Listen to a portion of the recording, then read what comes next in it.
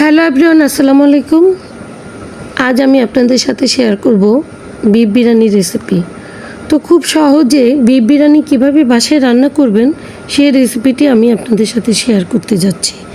আমি এখানে 1.5 কেজি পরিমাণ মাংস ভালোভাবে ধুয়ে কেটে পরিষ্কার করে নিয়েছি।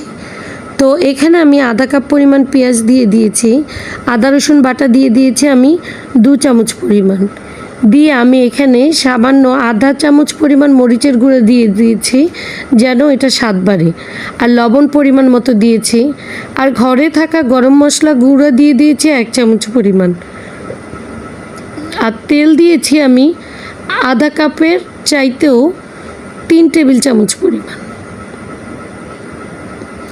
এখন আমি মাংসগুলোকে কষিয়ে চুলায় বসিয়ে দিব।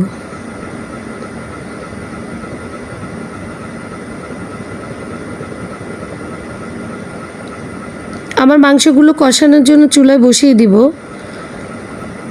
এখানে আমি দারচিনি, এলাচি, তেজপাতা ইউজ করেছি। আমার মাংসগুলো সামান্য পরিমাণ কষানো হয়ে গেছে। এখন আমি এখানে দিয়ে দিব একটি রাঁধুনি মশলার প্যাকেট, হাফ প্যাকেট পরিমাণ মশলা এখানে দিয়ে দিব, আর এখানে 5-6টা পরিমাণ কাঁচামরিচ দিয়ে দিলাম। দিয়ে আমি মশলাগুলো মাংসগুলো ভালোভাবে নেড়ে চেড়ে দিব, দিয়ে আমি এখানে পানি অ্যাড করে দিব।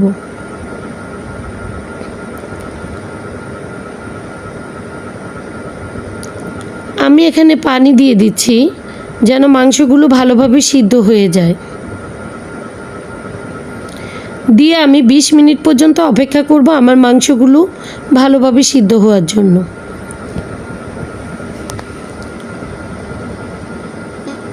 এখন আমি চুলার আঁচ বাড়িয়ে দিয়েছি, আমার মাংসগুলো প্রায় হয়ে গেছে। আমি এখন নামিয়ে ফেলবো। নামিয়ে আমি আরেকটি পাত্রে আধা কাপ পরিমাণ তেল দিয়ে দিলাম পাতিলে, আর দিয়ে দিলাম আমি এখানে 2টো পেঁয়াজ। পেঁয়াজটাকে আমি ভালোভাবে ভেজে নিব।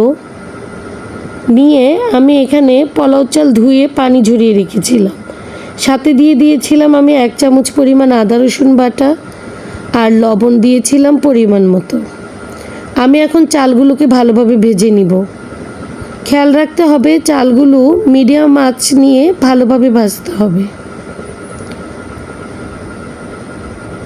এখন এখানে আমি মাংসগুলোকে দিয়ে দিব। আমার চালগুলো ভাজা হয়ে গেছে, আর আমি বাকি যে বিরিয়ানি মশলাটা ছিল ওটাও আমি এখানে দিয়ে দিয়েছি সামান্য পরিমাণ টেস্টিং সল্ট।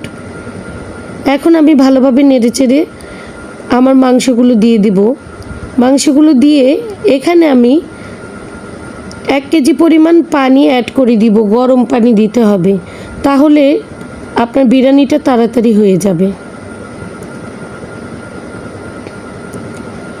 আমি মাংসটা দিয়ে দিলাম, দিয়ে আমি ভালোভাবে নেড়ে ছেড়ে দিচ্ছি। এখন আমি এখানে 1.5 কেজি পরিমাণ পানি দিয়ে দিচ্ছি।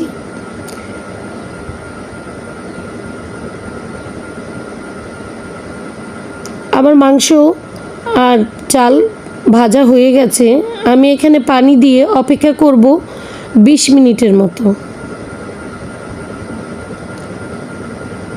ভালোভাবে নেড়েচেড়ে দিতে হবে যেন নিচে না লেগে যায়।